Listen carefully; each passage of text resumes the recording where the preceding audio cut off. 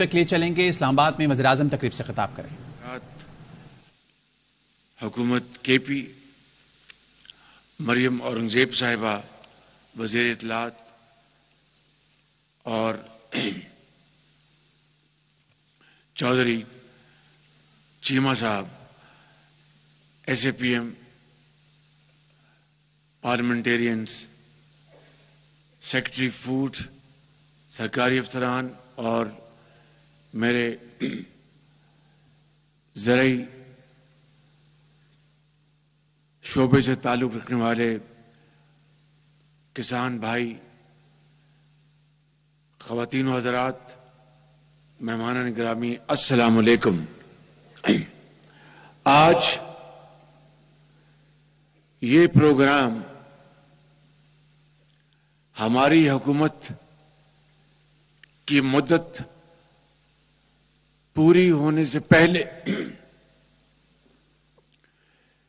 شمسی توانائی سے چلنے والے ٹیوب ویل، یہ کہوں کہ اگر معیشت کا وہ کون سا پہیہ ہے جو کہ پاکستان کے اندر خوشحالی کا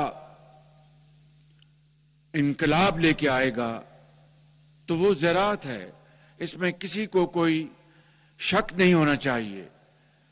اور ہمارے کسان بھائی پاکستان کے طول و عرض میں جتنی محنت وہ کرتے ہیں، جاڑے میں، شدید گرمی میں، حبس میں، اور پھر اپنی محنت سے، اللہ کے فضل سے جو غلہ پیدا کرتے ہیں، اس سے بڑی ملک کی اور کوئی خدمت ہو نہیں سکتی، اور اس سے بڑی کروڑوں لوگوں کے لیے خوراک اور غلہ پیدا کرنا، اس سے بڑی اور کوئی عبادت ہو نہیں سکتی۔ اس لیے میرے بزرگوں، نوجوان ساتھیوں، آج اس ملک کو سستی بجلی کی ضرورت ہے۔ سستی بجلی کے بغیر نہ صنعت و حرفت ترقی کر سکتی ہے، اور نہ زراعت، اور نہ ہی ان مصنوعات پر مبنی ہماری ایکسپورٹس، کوئی بھی چیز ترقی نہیں کر سکتی۔ اس لیے میں سمجھتا ہوں کہ سستی بجلی مہیا کرنا کسی بھی حکومت کا فرض اولی ہے، چاہے وہ پاکستان کے اندر مفلوق الحال طبقات ہوں، چاہے وہ طالب علم ہوں، چاہے وہ ایک کسان ہو، ایک چھوٹا دکاندار ہو، ایک ریڑی فروش ہو، یا کوئی بیوہ یا کوئی یتیم جو بڑی مشکل سے اپنے گھر کے حالات درست کرتا ہے۔ اس کے لیے میں نے شمسی توانائی کے لیے میں نے پچھلے 16 مہینوں میں میرے نوجوان ساتھیوں، بزرگوں اور میری بہنوں، میں نے اور میری حکومت نے بے پناہ کوشش کی، مگر شومی قسمت کے حالات ایسے تھے، ملک کے اندر سیاسی افراتفری اتنی تھی، اور آئی ایم ایف کے حوالے سے جو چمگوئیاں ہو رہی تھی، اور ایک غیر متوقع صورتحال تھی، ایک ایسی صورتحال کا سامنا تھا جس کا صحیح طور پر اندازہ نہیں لگایا جا سکتا تھا۔ میں نے 3 دن پہلے ایک جلسے میں ڈیفالٹ کا مطلب عام آدمی کی زبان میں سمجھایا تھا۔ آج اپنے کسان بھائیوں کو جو اسلام آباد کے اور دوسرے ملکہ اضلاع سے یہاں پر تشریف لائے ہیں، میں آپ کو 1 منٹ کے اندر یہ عرض کرنا چاہتا ہوں کہ اگر آئی ایم ایف کا پروگرام ہمیں نہ ملتا، آئی ایم ایف کی شرائط کیسی ہے وہ ایک علیحدہ وہ ایک معاملہ ہے کہ وہ شرائط بڑی کڑی اور بڑی سخت ہے، اس میں کوئی شک نہیں. لیکن اگر آئی ایم ایف کا پروگرام نہ ہوتا تو پھر پاکستان کے ساتھ کیا ہوتا اور پاکستان کے عوام کس مشکلات سے دوچار ہوتے، وہ میں آپ کو آج عرض کرنا چاہتا ہوں. پھر میں دوبارہ اس شمسی توانائی کی طرف آؤں گا. اگر آئی ایم ایف کا پروگرام نہ ہوتا اور خدا نہ خواستہ پاکستان ڈیفالٹ کر جاتا تو دوائیوں کی دکانوں پر لائنیں لگی ہوتی ہیں اور دوائیاں نہ مل رہی ہوتی. باہر سے زندگی بچانے کے لیے جو ادویات اور ٹیکے باہر سے امپورٹ ہوتے ہیں، ان کی تلاش میں لوگ مریض، ان کے پیارے وہ دن رات مارے پھر رہے ہوتے، وہ نہ ملتے. پیٹرول کی پمپوں کی وہاں پر لائنیں لگی ہوتی. ہماری جو فورن چینج یعنی زر مبادلہ وہ کم ہو رہا ہوتا، اور اس کو مزید بچانے کے لیے ہم اپنی جو امپورٹس ہیں، مشینری، آلات، زرعی، خوراک، ادویات، اسپیئر پارٹس، خام مال، جو بھی صنعتوں کی ضروریات ہوتی ہیں اربوں ڈالر کی، ان کو ہم مزید کم کرتے تاکہ ہم زر مبادلہ بچائیں. کیونکہ ہمارے پاس زر مبادلہ کے ذخائر روز بروز وہ کم ہوتے رہتے، اور اس کو بچاتے ہوئے صنعتیں بند ہو جاتی، لوگ بے روزگار ہو جاتے، زراعت اس کو بے پناہ نقصان پہنچتا. ہمارے ساتھ جو عالمی جو بینک ہیں وہ ہمارے ساتھ کام نہ کرتے، ہمارے ساتھ وہ تجارت نہ کرتے، ایلچیاں نہ کھلتی، یعنی جن کو انگریزی میں کہتے ہیں لیٹر آف کریڈٹ. یہ وہ ہوتا ہے، آپ جانتے ہیں کہ بینک کے ذریعے کوئی چیز باہر سے منگوانی ہے، وہ اس کے لیے ایلچی کھولتے ہیں تاکہ جو بیچنے والا ہے اس کو بینک کے ذریعے ایک مل جاتا ہے کاغذ کہ میں چیز بیچوں گا پاکستان تو مجھے پیسے مل جائیں گے، وہ نہ کھلتی. اور ہمارے بعض سودے ایسے ہوتے ہیں جن کو وہ پاکستان کے بینکوں کی، میں سادہ الفاظ میں کہہ رہا ہوں کہ مور، وہ ان کو قابل قبول نہیں ہوتی. وہ کہتے باہر کے یعنی انٹرنیشنل بینکس کے ہمیں مور چاہیے. مثال کے طور پر bank of America, bank of Middle East bank یا کوئی اور بینک لے لیں، وہ اس کے اوپر مور نہ لگاتے. یعنی ایک افراتفری مچ جاتی. یہ ہے وہ ایک بہت بھیانک صورتحال جس کا سامنا ابھی سری لنکا نے 6-8 سال ایک سال پہلے کیا. وہاں پر لائنیں لگ گئیں، وہاں پر ہڑتالیں ہوئیں، وہاں پر دکانیں لوٹی گئیں. اللہ تعالیٰ کا بے پایاں فضل و کرم ہے. میرے یہاں پر بیٹھے بڑے قابل اور بڑے بہت ہی ذہین بیوروکریٹس، پولیٹیشنز، سیاستدان، پارلیمنٹیرینز، زرعی ماہرین اور ہمارے کسان بھائی اور بہنیں اور بزرگ یہاں بیٹھے ہیں. یہ وہ صورتحال ہوتی اگر آئی ایم ایف نہ ہوا ہوتا، اور اگر پاکستان خدا نہ خواستہ ڈیفالٹ کر جاتا تو ایک تباہ کن صورتحال تھی.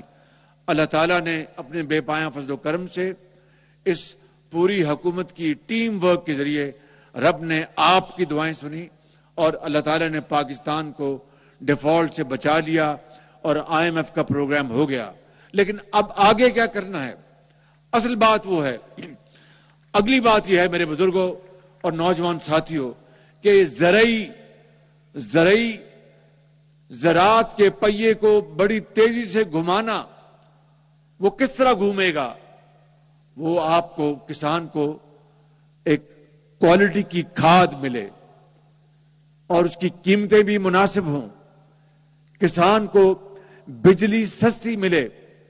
یہ جو بجلی پیدا ہو رہی ہے تیل سے، اس کی قیمت آپ جانتے ہیں کتنی ہے؟ 50 روپے فی یونٹ. اور اس کے بعد جو غریب ترین جو طبقات ہیں ان کو 200، یعنی جو گھریلو صارفین جو ہیں 200 جو یونٹ تک استعمال کرتے ہیں ان کو بہت کم दामों पर बिजली दी जाती है ताकि उनके ऊपर बोझ ना पड़े। इसी तरह किसान के लिए भी जो बिजली, उसके ऊपर भी हमने सब्सिडी दी।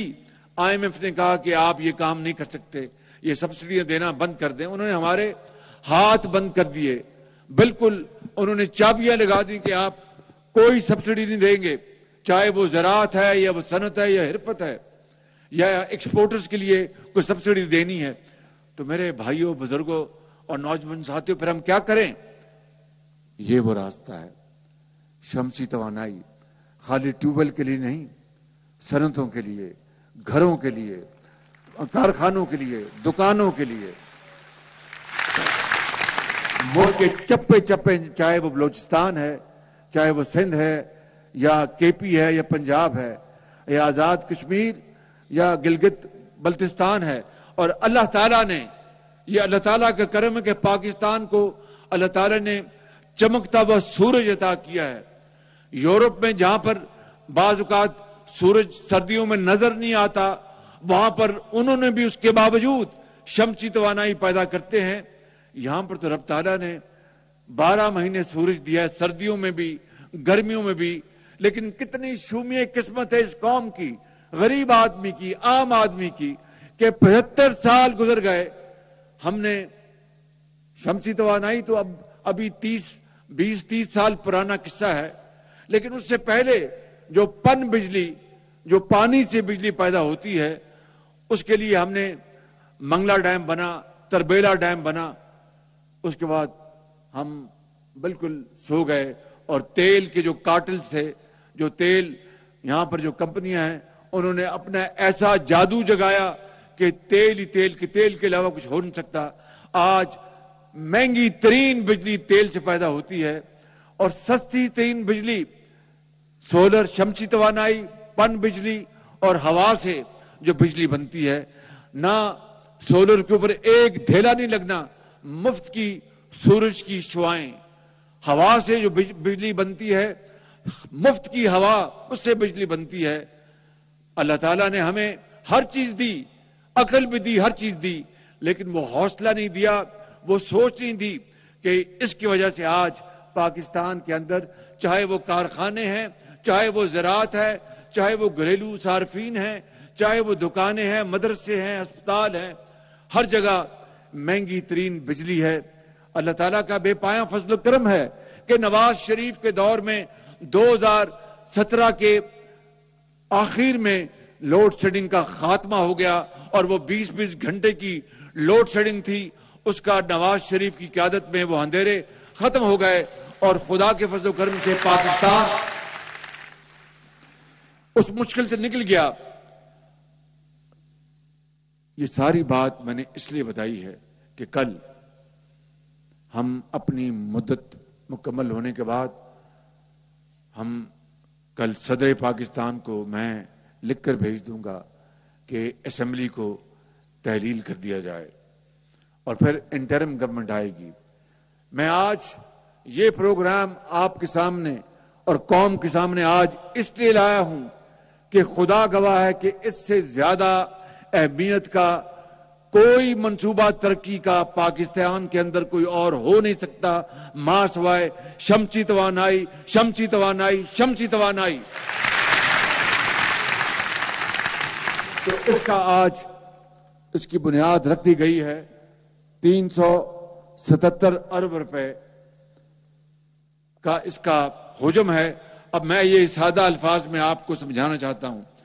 हमने ये फैसला किया वफाक ने कि अगर मिसाल के तौर पर इस सोलर ट्यूबवेल की कीमत 100 रुपए, आपको समझाने के लिए, वैसे तो कन्वर्जन का मैंने पता करवाया, जो तेल से चलते हैं, डीजल से ट्यूबवेल, उसके ऊपर लागत आएगी तकरीबन 40 लाख रुपए कन्वर्जन की, यानी शमसी तवानाई से जो चलेंगे, और जो बिजली से चलते हैं ट्यूबवेल, उनके ऊपर लागत आएगी कुछ 26 लाख रुपया उनको कन्वर्ट करने के लिए। लेकिन आपको समझाने के लिए कि अगर 100 रुपया अगर कीमत है इस सोलर के ट्यूबवेल की, तो 33 रुपए देगी हुकूमत पाकिस्तान, यहां पे 33 रुपए देगा सूबा जिस सूबे में वो ट्यूबवेल लगना है, اور 33 روپے دے گا کسان بھائی. یعنی کتنا کم بوجھ آپ پہ ڈالا ہے ہم نے.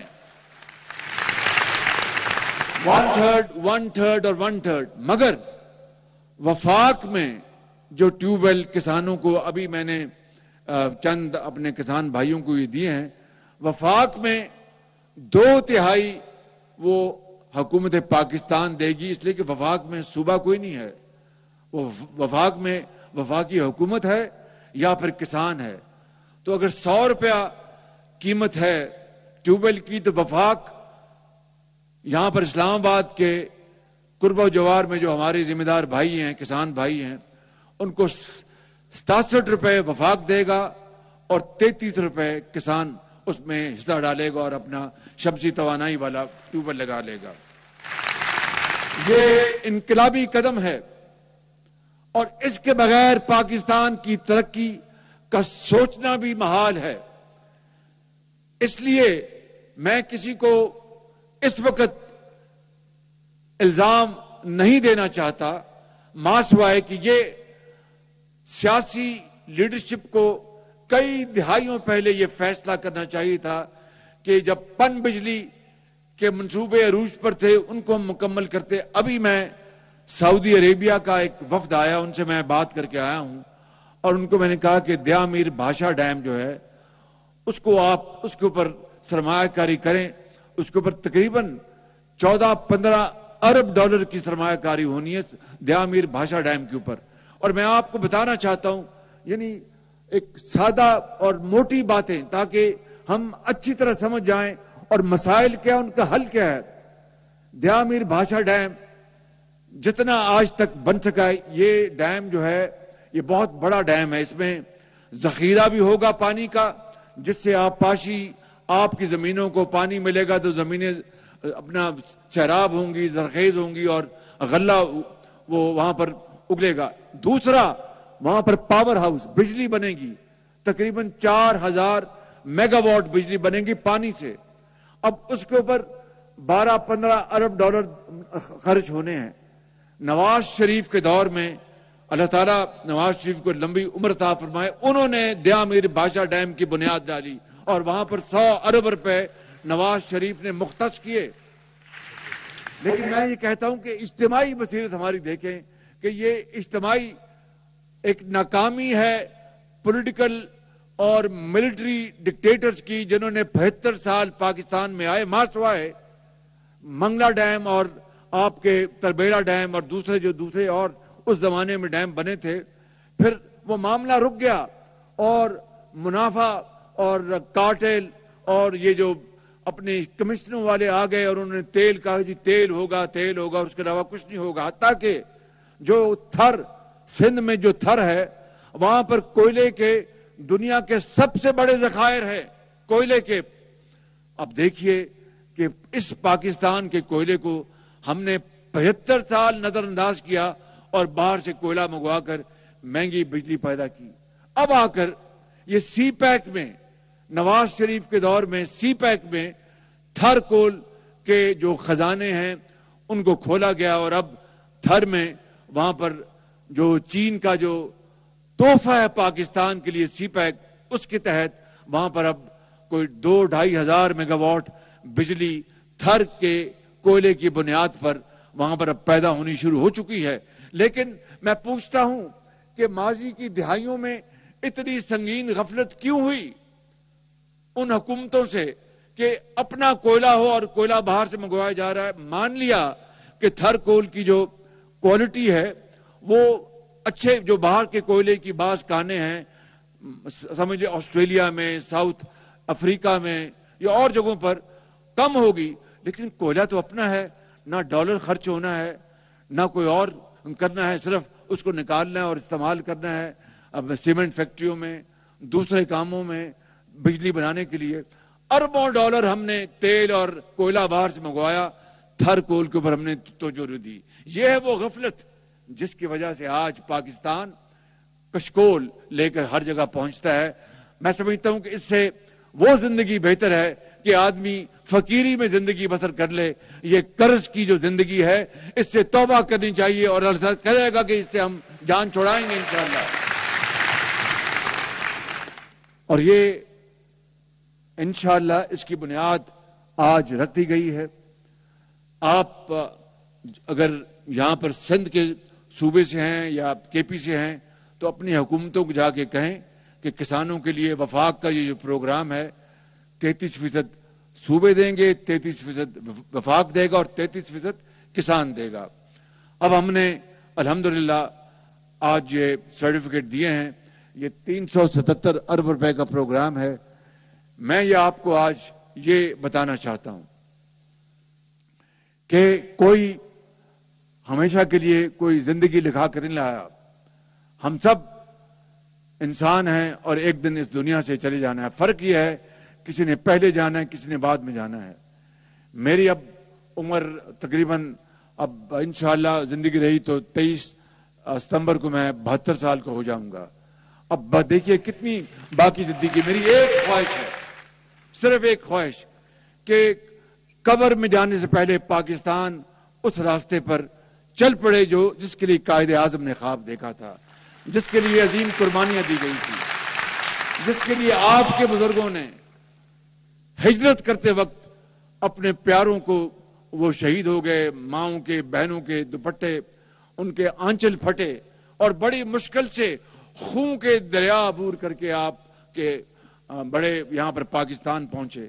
آج پاکستان ہم سے پکار کر کہہ رہا ہے کہ وہ قائد اعظم کے جو نام لینے والے اور ان کے قائد اعظم کا دن منانے والے, کدھر قائد اعظم کا خواب کیوں نہیں پورا ہوا ابھی تک؟ وہ شہداء جنہوں نے پاکستان کے لیے جانیں دی, لاکھوں شہداء, ان کی روحیں قبروں میں تڑپ رہی ہیں کہ یہ وہ پاکستان نہیں جہاں پر سورج اللہ تعالیٰ نے عطا کیا ہے. اس سے تو پاکستان میں بجلی نہیں بن رہی مگر مہنگے تیل اور گیس باہر سے منگوا کر بجلی بنائی جا رہی ہے. یہ وہ پاکستان نہیں جہاں پر اشرافیہ اور امیر لوگ پاکستان میں اور دنیا میں مہنگا ترین علاج کرا لیں مگر لاکھوں لوگ اس ملک کے اندر علاج اور دوائی کے بغیر تڑپ کر جان دے دیں. یہ قائد اعظم کا پاکستان نہیں ہے. میرے بزرگوں, بھائیوں اور نوجوان ساتھیوں اور بہنوں, آج بات کسی اور طرف میں نہیں لے کے جانا چاہتا. میں واپس آنا چاہتا ہوں کہ آج ہم فیصلہ کریں کہ اگلی حکومت جو بھی عوام جس کو مینڈیٹ دیں وہ عوام سے اپنے خدا سے وعدہ کرے کہ وہ دن رات وہ محنت کر کے انت تک کوششوں سے پاکستان میں غربت اور بے روزگاری کا خاتمہ کریں گے, کشکول توڑیں گے, قرض کو ختم کریں گے اور اپنے پاؤں پہ کھڑے ہوں گے اور پاکستان کو عظیم بنائیں گے.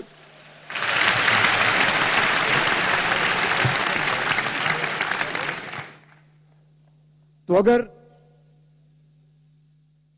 یہ سب اللہ تعالیٰ کے ہاتھ میں ہے, اگر اللہ تعالیٰ نے اگلے الیکشن کے نتیجے میں نواز شریف کو موقع دیا تو میں آپ سے خدا کے فضل و کرم سے وعدہ کرتا ہوں کہ نواز شریف کی لیڈرشپ میں ہم انشاءاللہ یہاں پر زرعی انقلاب لے کے آئیں گے, غربت کا خاتمہ کریں گے, پاکستان کو عظیم بنائیں گے اور قرض سے جان چھڑائیں گے.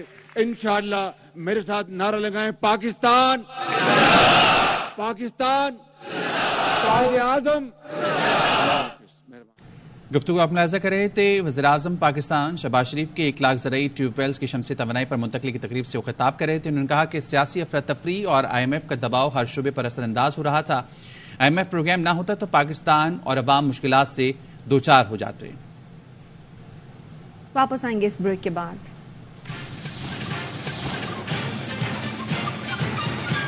Welcome back.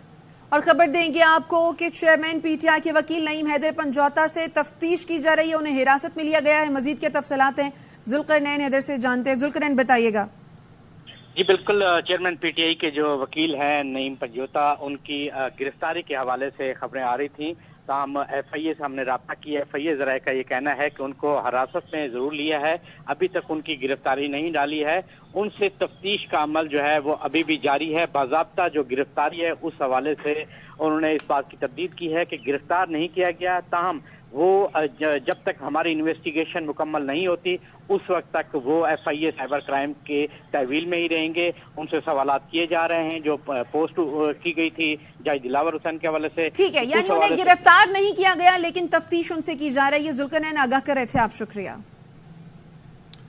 سکھر لیے چلیں گے جہاں پر SIUT سکھر کمپلیکس کی افتتاحی تقریب سے بلاول بھٹو زرداری خطاب کر رہے ہیں. آپ کے شکر گزار ہے کہ ان کا اتحادی بنتے ہوئے ہمارا چند مطالبہ تھے. یہی ایک مطالبہ تھا کہ ہمارا جو اپنے ہاسپٹلز ہے وہ ہمیں واپس دیا جائے.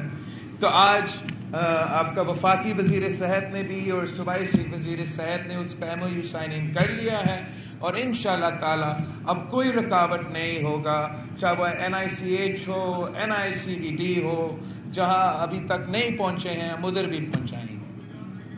پھر جو یہاں سکھر کا چلڈرن ہاسپٹل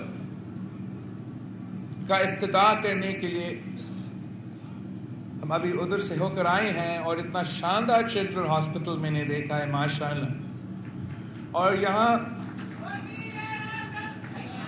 تیسرا چیز اس کے ساتھ ساتھ جو SIUT میڈیکل کمپلیکس ہے سکھر کا، اس کا افتتاح کرنا اور وہ بھی ڈاکٹر ادیب رضوی صاحب کے ساتھ افتتاح کرنا، یہ میرے لیے ایک ایسا خوشی کا موقع ہے. اور میں آپ کو بتانا چاہ رہا ہوں کہ کافی دیر سے ہمارا یہ کوشش تھا کہ آپ کے لیے، یہاں کے عوام کے لیے، یہاں کے ارد گرد کے عوام کے لیے ہم ان پروجیکٹس کو انوگریٹ کر سکے تاکہ آپ کو بھی سہولت ملے اور ان کو بھی سہولت. اس پریزنٹیشن میں ڈاکٹر ادیب رضوی صاحب کو ایک کوٹ لکھا گیا تھا انگریزی میں کہ we cannot let them die just because they cannot afford to live. اور یہ جو ڈاکٹر ادیب رضوی صاحب کا فلسفہ ہے یہ پاکستان پیپلز پارٹی کا شہد کے شعبے میں ہمارا نظریہ ہے، ہمارا منشور ہے. اور میں نے مسلسل یہ کوشش کیا ہے اور انشاءاللہ اسی بنیاد پہ آگے جا کے الیکشن بھی لڑوں کہ ہمارا یہ کوشش رہا ہے کہ چاہے وہ NICVD کا دل کا علاج ہو، SIUT کا کڈنی کا علاج ہو، گمبٹ میں آپ کا لیور سے لے کے لنگز تک میں ہر کسی علاج جو آپ کو چاہیے وہاں ڈاکٹر بھٹی صاحب نے آپ کے لیے بندوبست کیا ہے، وہ بھی مفت. سندھ کا ہر ڈسٹرکٹ میں کراچی سے لے کے کشمیر تک ہمارا یہ کوشش رہا ہے کہ ہم ایسے صحت کے ادارے کھڑے کریں جس سے نہ صرف سندھ کے عوام کو عالمی سٹینڈرڈز کا صحت کا سہولت ملے مگر وہ سہولت مفت ہو.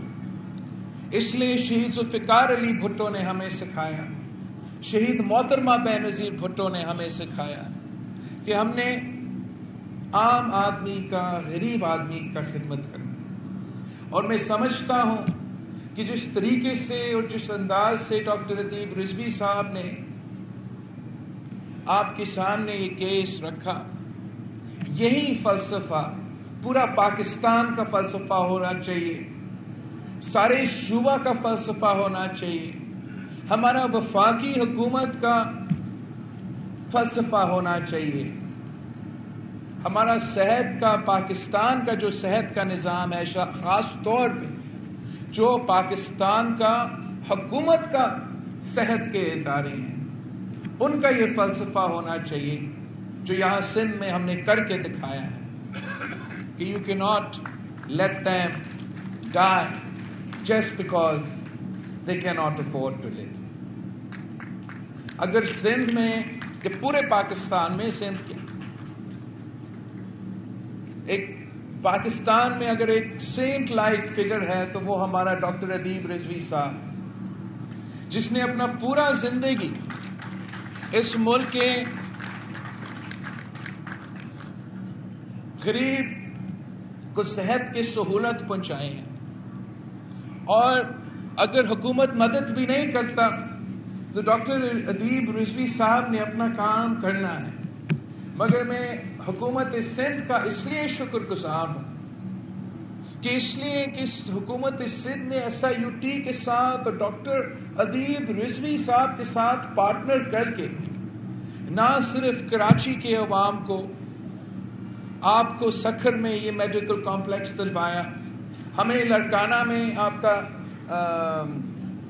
ڈیالسس سینٹر موجود ہے، دوسرے ڈسٹرکٹس میں ہمارا خواب یہ ہے انشاءاللہ تعالی کہ سندھ کا ہر ڈسٹرکٹ میں ہم SIUT کا یا medical facility, medical complex, hospital کھولنا چاہیں گے.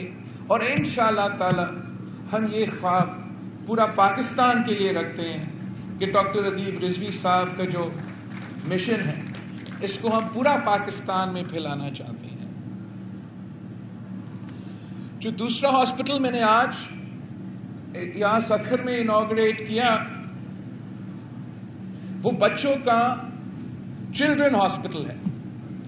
اس میں ہم ساؤتھ کوریا کا حکومت کا شکر گزار ہیں کہ ساؤتھ کوریا نے حکومت سندھ کو، ہم نے ساؤتھ کوریا سے قرض لیا ہے، سافٹ لون لیا ہے تاکہ ہم آپ کے لیے، نوجوانوں کے لیے یہ بڑا سا چلڈرن ہاسپٹل جہاں جو بھی علاج بچوں کو، نوجوانوں کو ضرورت پڑے گا ان کو اس ہاسپٹل میں مل سکیں. چاہے وہ نارمل جو بیماریاں ہیں جن کا مقابلہ کرنا پڑتا ہے ان کا علاج ہو، یا وہ ڈینٹسٹری کا علاج، بچوں کے لیے، نوجوانوں کے لیے ہر قسم کا علاج، ایمرجنسی کیئر سے لے کے ان کا ٹریٹمنٹ کا، اس کا پوسٹ جو ہوتا ہے آپ کو ان کو ٹریٹمنٹ دینا پڑتا ہے، دوائیاں دینا پڑتا ہے، کنٹینیوسلی چیک کرنا پڑتا ہے، وہ پورا سلسلہ ان بچوں کے لیے مفت ہوگا انشاءاللہ تعالی. اور اس پورا علاقے کے لیے، چاہے وہ نہ صرف صوبہ سندھ مگر بلوچستان کے بچے، جنوبی پنجاب کے بچے انشاءاللہ تعالی آپ کے سکھر میں آ کر اس چلڈرن ہاسپٹل میں اپنا مفت علاج کروائیں. جیسے چیف منسٹر صاحب نے آپ کو سمجھایا کہ جو بچوں کا شرائع اموات ہے اس کا مقابلہ کرنے کے لیے ہم نے کافی ایسے قدم اٹھائے ہیں جس سے ہم بچوں کے شرائع اموات میں اور نیو نیٹل مورٹیلٹی میں کمی لے کر آ سکیں. اس میں جو یہاں آج ہاسپٹل کا ہم نے افتتاح کیا انشاءاللہ تعالی اس مقصد میں ہمیں یہ مدد کرے گا کہ اتنا شاندار جو فیسلٹی ہے وہ یہاں کے عوام کے لیے موجود ہوگا. یہ کراچی کا NICH کے بعد سکھر کا یہ SICH بن چکا ہے، اور اس کے لیے بھی ہمارا ایک ویژن ہے، ایک سوچ ہے کہ ہم چاہ رہے ہیں کہ سندھ کے جو بڑا شہریں ہیں ان میں ہم بڑے جو ایسے ہاسپٹلز بنائیں گے بچوں کے لیے، جو پیڈیاٹرک ہاسپٹلز ہوں گے، اور جو دوسرے اضلاع ہیں ان میں ہم پیڈیاٹرک سینٹرز بنائیں گے.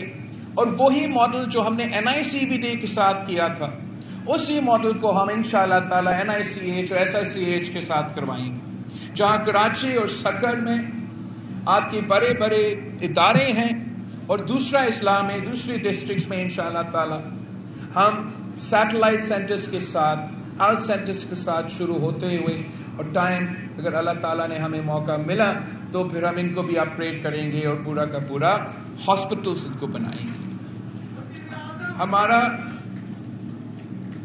ہمارا یہ بچوں کے علاج کے لیے چائلڈ لائف فاؤنڈیشن کے ساتھ مل کے پبلک پرائیویٹ پارٹنرشپ میں ہم نے چلڈرن ایمرجنسی رومز بچوں کے مفت علاج کے لیے چلڈرن کے ایمرجنسی رومز آلریڈی سندھ کے ہر اضلاع میں کھولے ہیں، مگر وہ صرف اور صرف ایمرجنسی کیئر کے لیے تھے۔ اب آپ کے پاس ایک پورا ایسا فیسلٹی ہے جو کہ کراچی کے بعد سب سے زیادہ ان کے پاس نیو نیٹل آئی سی یوز بھی ہیں، سارے جو ماڈرن اکوپمنٹ ہیں وہ بھی ان کے پاس ہیں۔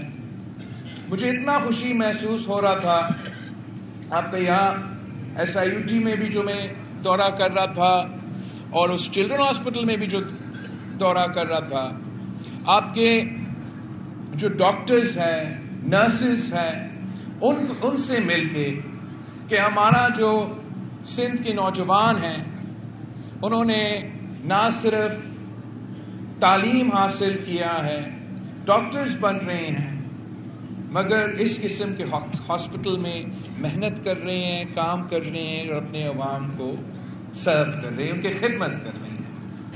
اور اسی طریقے سے انشاءاللہ تعالی اسی طریقے سے ہم سب مل کے جو ڈاکٹر ادیب رضوی صاحب کا خواب ہے اس کو پورا کریں گے، اور جیسے آپ نے اس ایس آئی یو ٹی کا ایک ادارہ کھڑا کیا ہے ویسے ہی ہم اس ایس آئی سی ایچ کو ایک ادارہ بنا کے اس کا جال بچھائیں گے پورا صوبہ میں۔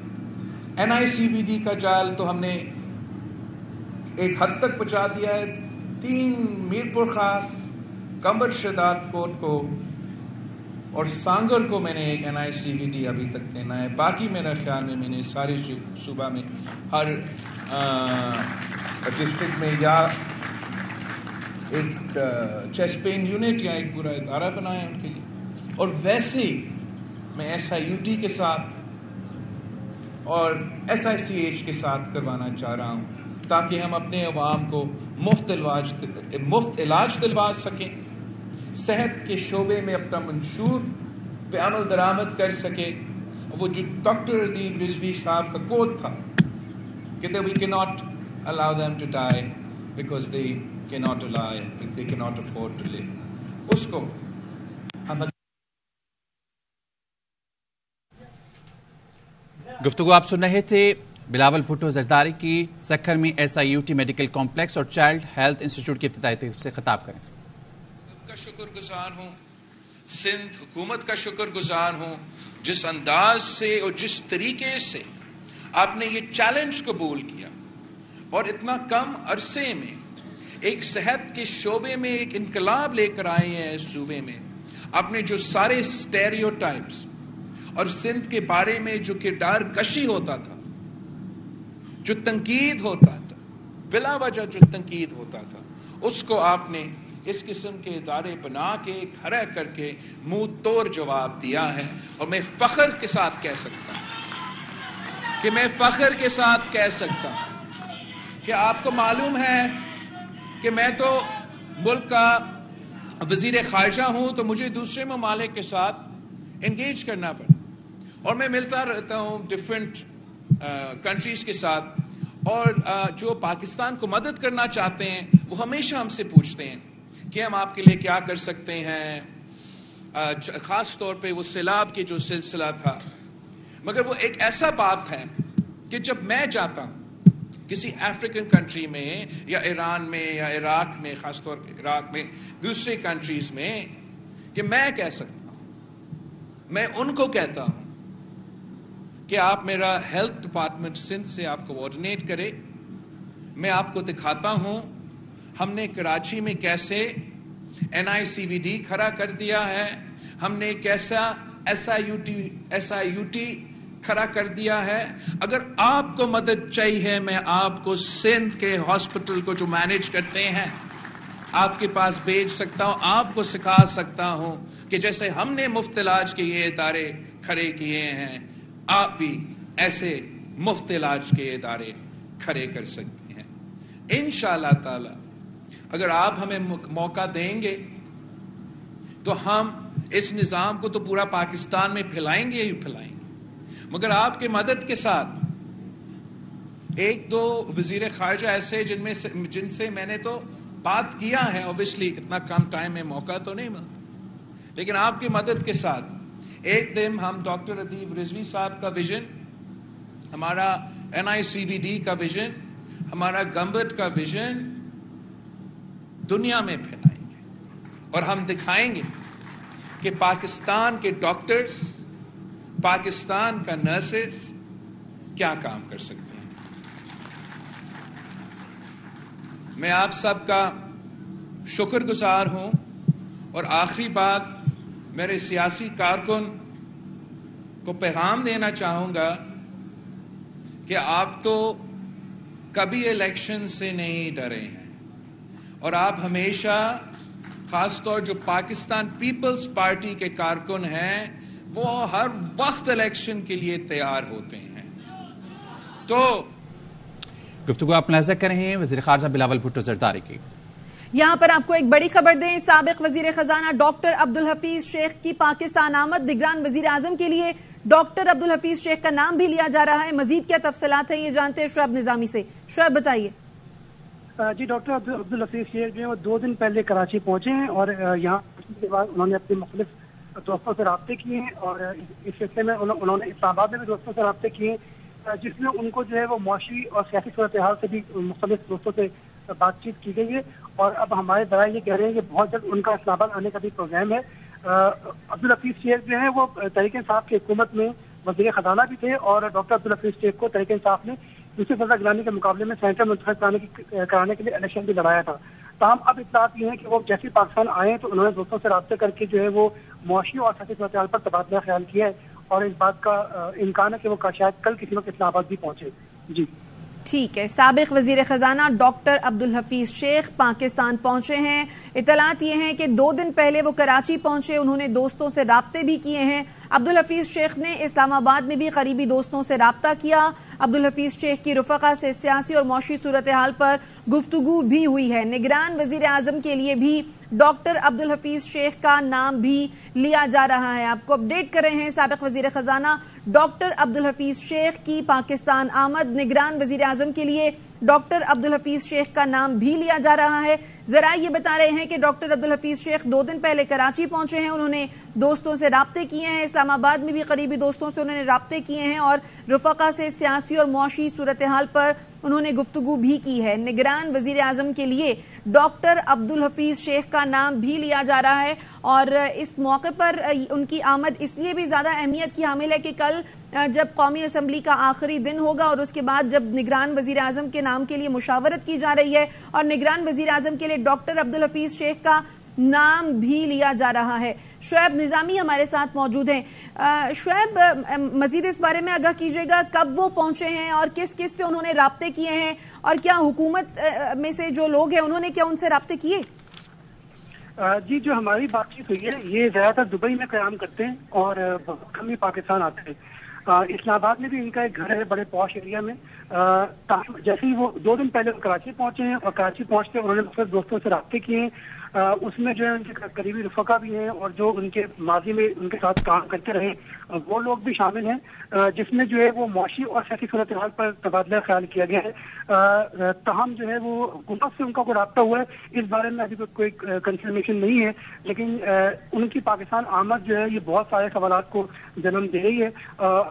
डॉक्टर हफीज शेख जो है वो पाकिस्तान की जो मुआशी सूरत हाल है उसके ऊपर बड़ी गिरफ्त रखते हैं, खासतौर पर जो पाकिस्तान के डोनर इदारों के साथ, IMF के साथ, वर्ल्ड बैंक के साथ, एशियाई तरक्याती बैंक के साथ, UAE के साथ, मुत्तहिदा अरब इमारात के साथ साथ जो है वो सऊदी अरब और कतर के साथ जो पाकिस्तान के इस वक्त मौशी ताल्लुकात और डील्स चल रही हैं उसमें भी डॉक्टर अब्दुल हफीज शेख अहम किरदार अदा कर सकते हैं। इसीलिए उनके दोस्तों का ये जो है वो ये बात का इम्कान है, दोस्त बड़े खुश हैं कि शायद इस जो निगरान हुकूमत है उसके अंदर जो है इनको वज़ीर-ए-आज़म बनाए जाने का इम्कान है। इनकी पाकिस्तान आमद भी वो इसी बात की जो है वो कुछ इशारे दे रही है और मुसलसल जो है दोस्तों से रब्ता करके जो खासतौर पर जो इस्लामाबाद में दोस्त हैं उनसे भी उन्होंने राब्ते किए हैं और सियासी सूरत हाल पर भी बातचीत की गई है और मौशी सूरत हाल पर भी बातचीत की गई है और आइंदा जो IMF का प्रोग्राम है उसके बाद जो पाकिस्तान के ऊपर मुख्तलिफ जो है वो चैलेंजेस हैं, खासतौर पर मौशी चैलेंजेस, इस पर भी बातचीत की गई है और इस बात का भी इम्कान है कि हफीज शेख ने जब जो राब्ते किए उसमें शायद वो अपनी टीम बनाने के लिए जो मुख्तलिफ लोग हैं उनसे भी राब्ते करें। ताहम उनका पाकिस्तान तो शेख ये बताइएगा, हुकूमती हलकों में भी इनकी मुलाकातें हुई हैं या गुफ्तगू हुई कोई? जी अभी हुकूमती हल्कों में मुलाकातों से मतलब जो है वो कंफर्मेशन नहीं हुई, ताहम जो इनके करीबी दोस्त और रफ़का हैं, और इस बात का भी इम्कान है जो हमें बातचीत हुई है कि शायद वो अपनी टीम बनाने के लिए भी मुख्तलिफ लोगों से राब्ते करें। जो लोग माजी में उनके साथ काम करते रहे हैं उनसे भी हफीज शेख साहब ने राब्ते किए हैं, उनसे बातचीत की है, और अगर ये निज़ाम वज़ीर बनते हैं तो अपनी मौशी टीम के हवाले से भी वो जो है वो अहम बातचीत के लिए या अहम तैयारियों के लिए जो है वो गुफ्तगू कर रहे हैं। और उनकी पाकिस्तान आमद जो है वो बहुत इस वक्त बड़ी ब्रेक थ्रू है पाकिस्तान के लिए, और चूंकि इनका एक बड़ा इम्पैक्ट है पाकिस्तान में खासतौर पर मौशी लिहाज से। IMF के साथ भी टॉक्स करते रहे हैं, और जो इस वक्त कर्ज तो गेम चल रहा था जो अभी खत्म हुआ है उसको जो है फरवरी 2022 में बड़ा करीब हफीज शेख साहब ने पहुंचा दिया था। और खासतौर पर जब ये वजीर खजाना बनते हैं तो ये पाकिस्तान में किफायत शौरी के ऊपर जो है वो सख्त तरीन इक़दाम करते हैं। ये इस बात के लिए मशहूर है कि किसी दावत में भी नहीं जाते, क्योंकि ये कहते हैं कि मैं वहाँ खाना खाऊंगा तो पाकिस्तान को मिलना पड़ेगा मुझे। ठीक है, शुएब निज़ामी तफसीलें आगाह कर रहे थे। मुमकिन निगरान वज़ीर आज़म डॉक्टर अब्दुल हफीज शेख की पाकिस्तान आमद। डॉक्टर अब्दुल हफीज शेख 2 दिन पहले कराची पहुंचे, दोस्तों से राब्ते किए। अब्दुल हफीज शेख ने इस्लामाबाद में भी करीबी दोस्तों से राब्ता किया है।